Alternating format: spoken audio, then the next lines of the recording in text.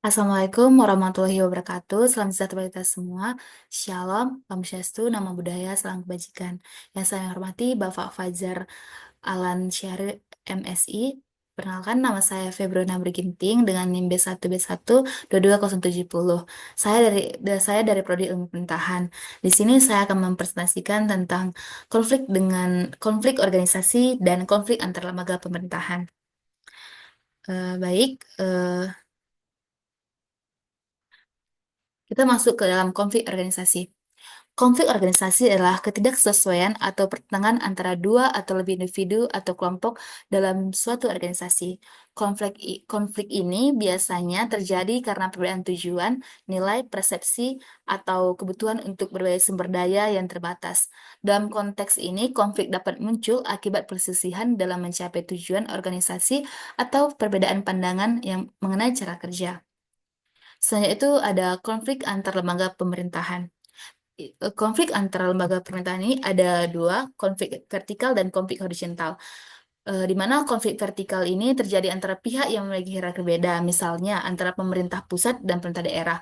Biasanya, konflik vertikal muncul karena perbedaan kebijakan, kewenangan, atau distribusi sumber daya.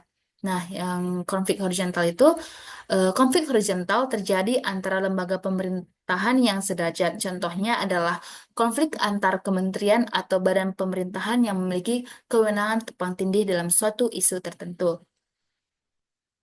Selanjutnya itu konflik antar lembaga pemerintah. Contoh kasus yang angkat adalah sengketa kewenangan antara Kementerian Lingkungan Hidup dan Kehutanan atau KLHK dengan pemerintah daerah. Di mana penyebab sengketa kewenangan ini ada tiga itu. Yang pertama, dualisme norma. Undang-Undang Nomor 41 tahun 1999 tentang kehutanan memberikan sebagian kewenangan kepada pemerintah daerah untuk mendukung otonomi daerah. Namun pasal 14 Undang-Undang Nomor 23 tahun 2014 tentang pemerintahan daerah menetapkan bahwa penyelenggaraan kehutanan menjadi kewenangan pemerintah pusat dan pemerintah provinsi. Sementara pemerintah kabupaten atau kota hanya berwenang mengelola taman hutan raya atau tahura. Dualisme ini menciptakan kebingungan dalam pelaksanaan kewenangan di lapangan. Yang kedua itu sentralisasi kewenangan. Perubahan regulasi seperti yang diatur dalam Undang-Undang Cipta Kerja memperkuat sentralisasi kewenangan kepada pemerintah pusat, termasuk dalam pengelolaan kawasan pesisir, pulau-pulau kecil, dan kehutanan. Hal ini membatasi ruang gerak pemerintah daerah untuk menyelesaikan sengketa atau mengeluarkan izin secara mandiri. Yang ketiga itu ketidaksinkronan regulasi. Tidak harmonisan antara peraturan pusat dan daerah seringkali memicu konflik. Misalnya, meskipun ada peraturan yang memberikan kewenangan tertentu kepada bupati atau wali kota untuk mengeluarkan izin, implementasinya seringkali berbenturan dengan kebijakan pusat yang lebih dominan. Nah, di mana di sini dapat kita lihat terbang konflik ini yaitu perbedaan pandangan tentang pengelolaan kawasan hutan yang digunakan untuk pembangunan infrastruktur. KLHK menganggap bahwa izin pemanfaatan hutan harus melalui prosedur tertentu sesuai peraturan pusat. Sementara pemerintah daerah merasa berhak memberikan izin langsung demi percepatan pembangunan.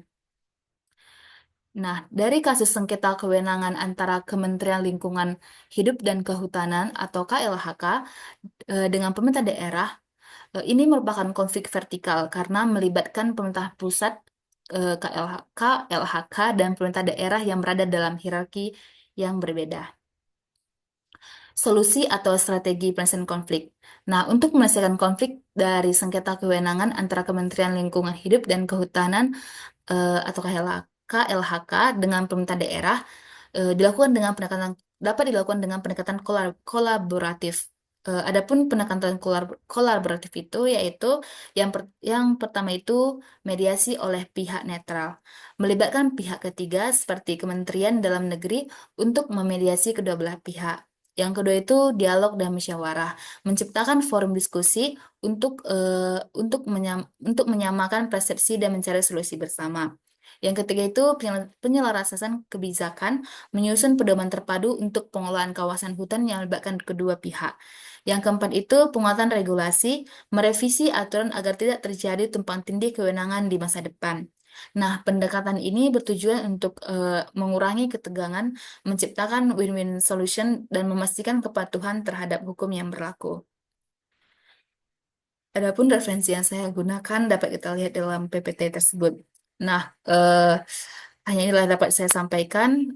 Jika ada salah kata atau penyampaian, mohon dimaafkan. Sekian dan terima kasih.